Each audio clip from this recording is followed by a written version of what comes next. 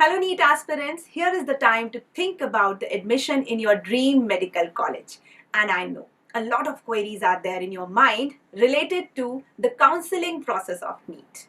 I am Nidhi Panwar and Preeti Ma'am is with me, and we are here just to resolve all your related queries. So, during this discussion, we'll be discussing some of the queries which are raised by our NEET students, NEET aspirants, and I'm sure the same queries lies in your mind as well. So, we'll try to resolve all of that. So, ma'am, these students have been involved in NEET preparation for so long. So, do you think it's difficult for them to understand this process? Ma'am, maybe it seems difficult for some of the students, but it's not that much difficult because there is always a set process. And definitely, we are here just to help you out.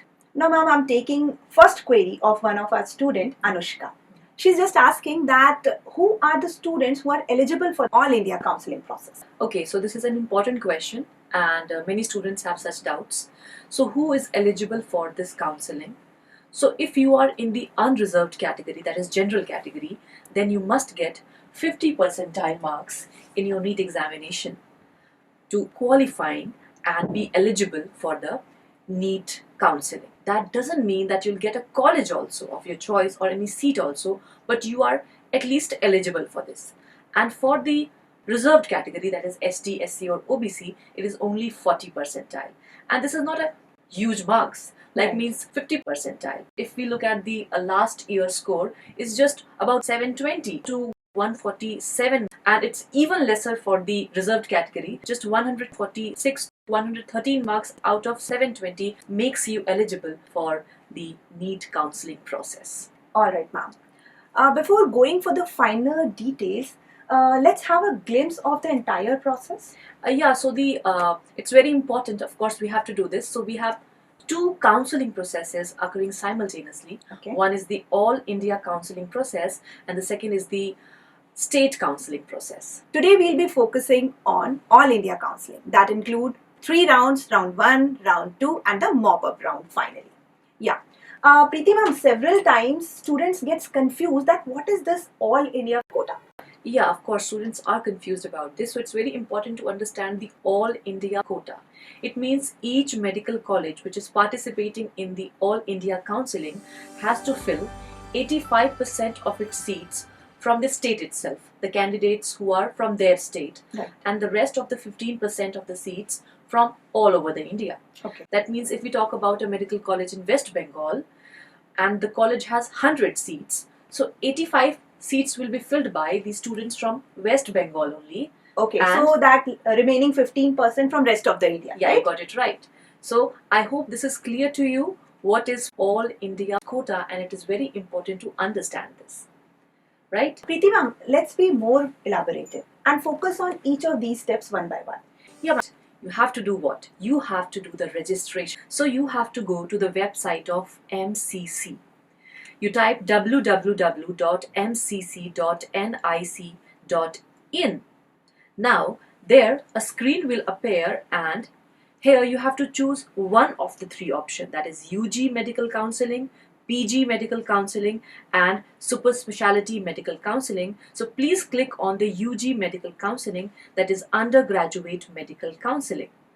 Now, the next page comes to you, and on the left side, new registration is written. So please click on that new registration, and a registration form will appear in front of you. That registration form, you have to fill your roll number, your application number, your name, that is the candidate's name, mother's name, date of birth, email ID, and there is a security pin also that you have to enter. Now you will get a new roll number and the password. Previously you registered.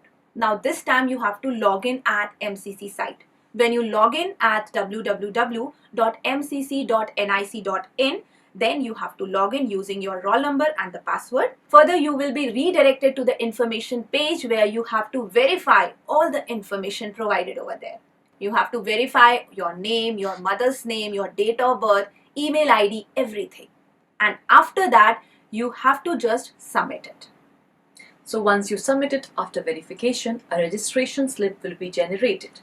So this is how registration is done. So it's time to move to the next step, that is to understand the fee structure. Now, another important question from the parent side specifically, what is the fee structure? Let us have the glimpse of the fee structure on the basis of previous year counseling process. Yes, ma'am. So this is the step 2 of the Yeah. counseling process, and that is the fee structure, that is to pay the fee of the counseling process.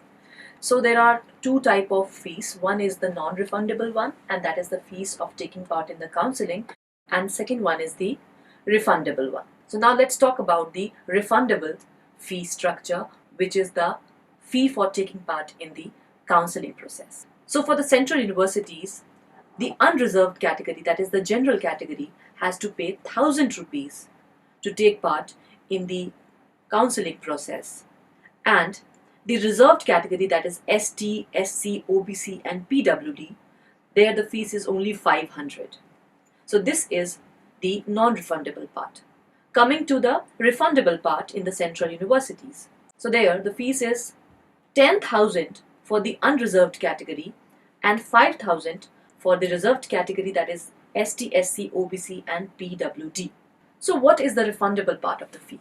So if a seat is allocated to you in a college and you are not going to take it later on, so that fees will be refunded to you. So initially you have to deposit some amount, that is 10,000 for the general category and 5,000 for the reserve category, but if you are not taking the seat, it will be refunded to you. Now coming to the deemed university, and as I told you that its fees is on the higher side. So coming to the unreserved category, the fees is 5,000 rupees, and for the reserved category also the fees is same, 5,000 rupees, and this fees is non-refundable. Now what is the refundable fee? Refundable fee is 2 lakh rupees for the unreserved category and same 2 lakh rupees for the reserved category as well. That means if the allocated seat is not taken by you, then the 2 lakh will be refunded to you. So that was all about the fee structure.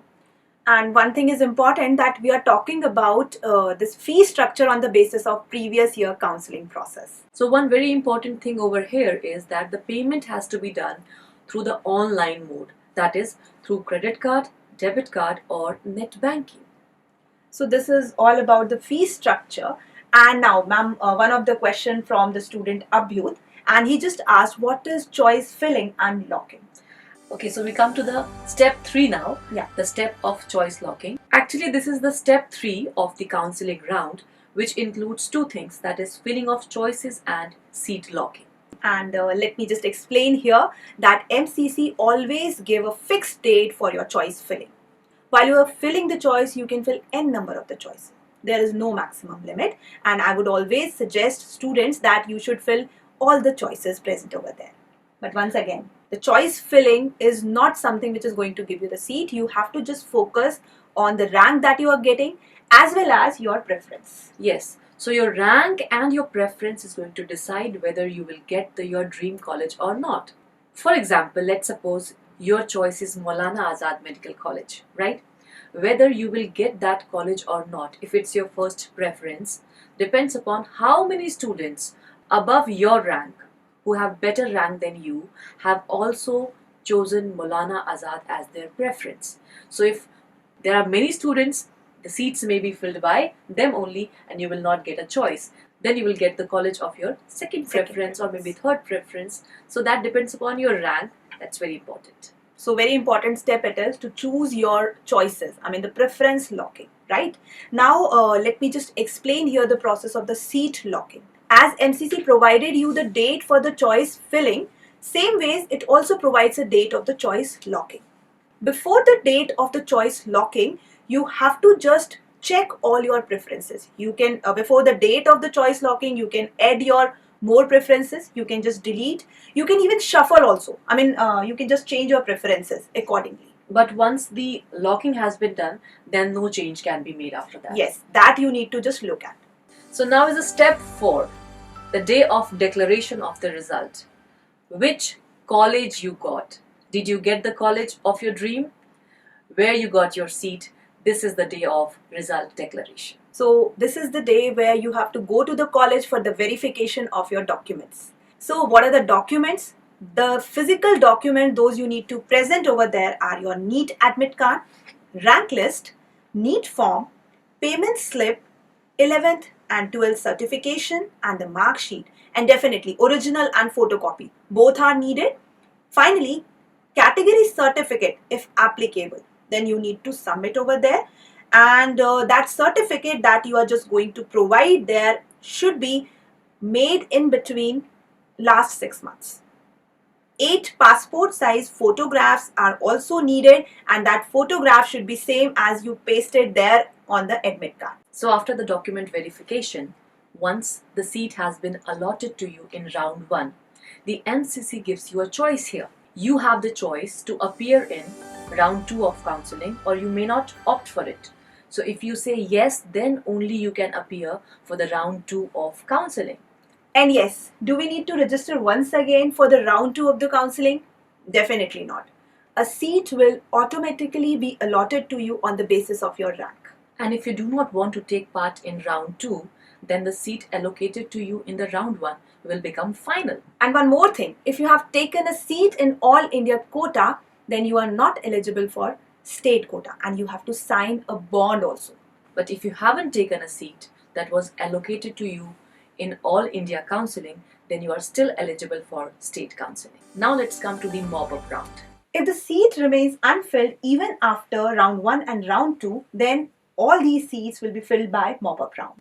So actually what happens is that if a student who has been allocated a seat during round 1 and round 2, they leave that seat, then the seats fall vacant in the colleges, and then colleges can fill it with their mop-up round.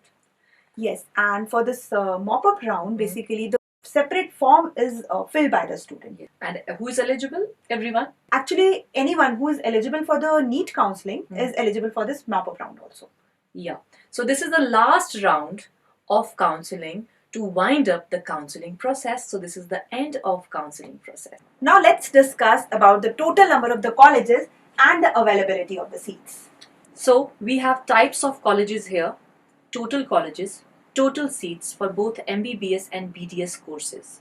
Starting with the government college, the total number of government college is 282, and the total seats available are 43,237 for the MBBS course, and 50 colleges are for the BDS course with 3,513 total number of seats. Coming to the private colleges, including the deemed university, we have total 276 colleges with 41,190 seats for MBBS course, and 263 colleges with 23,260 seats for the BDS course. That means the total number of seats through NEET that we have is, the total number of colleges are 558, adding the government and the private colleges including the deemed university, and total number of seats are 84,427 for MBBS, and the total number of colleges in BDS category is 313 with total number of seats 26,773. Now, even the AIIMS and JIPMER institution have also been included in the NEET counseling only.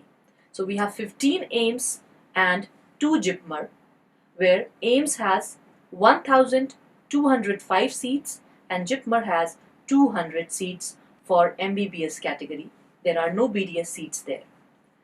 So the grand total is total 575 colleges with 85,832 total number of seats for MBBS, and 626 BDS colleges with 53,546 total number of seats.